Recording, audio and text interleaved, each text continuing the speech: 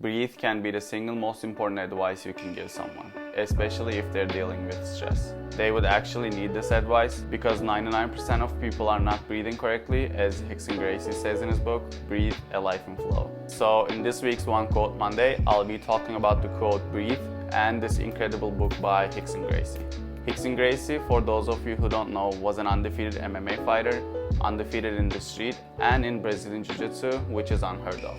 He started wearing the gi, uniform for training Jiu-Jitsu, even before he wore diapers. Martial arts has always been part of his life and his identity. In his book, Rickson dives deep into how his father Helio Gracie and his uncles developed and promoted Jiu-Jitsu, his undefeated fighting career, and how he overcomes life's complexities and challenges. The reason Rickson named his book Breathe is that he believes in staying calm in stressful situations. Staying calm in bad situations is crucial in Jiu-Jitsu as well. For example, if your opponent takes your back, the most dominant position in Jiu-Jitsu, you have to stay calm to get out of there. If you panic in that position, you would probably gas out quickly and lose the fight.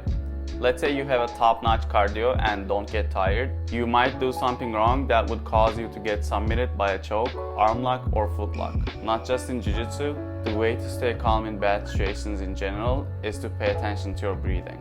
We all know that we should breathe through our diaphragm, but since we're not paying attention to it, most of us don't breathe correctly. We take breathing for granted. We can live without food for days, but without breathing, we would be dead in minutes. Because you stay 7 days without food, you stay 3 days without water, 5 minutes without oxygen is already dead.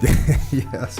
Rickson says, everything I've earned today was at least partially a result of breathing. My best performance, my emotional control, my ability to endure. Breathing gave me all of this. Many people from the Jiu-Jitsu and MMA community who read this book can't say enough good things about it. I feel the same way, so does Jocko Willink, a retired Navy SEAL, New York Times best-selling author, and Brazilian Jiu-Jitsu black belt who wrote the foreword for this book. Jocko had an opportunity to train Jiu-Jitsu with Rickson when he was in the SEAL teams. He mentions his interactions with Rickson after a couple of days of training together. Rickson told him, "You do a good job staying calm in bad positions. That's an important thing." Jocko then realized that this didn't apply only to Jiu-Jitsu. He says, "It applied to my job in the SEAL teams as well. You're gonna get put in bad positions. The enemy might get the upper hand. You might be outnumbered or outgunned. Panic will destroy you. You have to stay calm." I think everyone should give this book a shot. If you already practice Jiu-Jitsu, you can relate to many things in this book. If you don't train, there are still important lessons to learn from this book about life in general. Here are the couple of those lessons from the book that Jocko included in his foreword.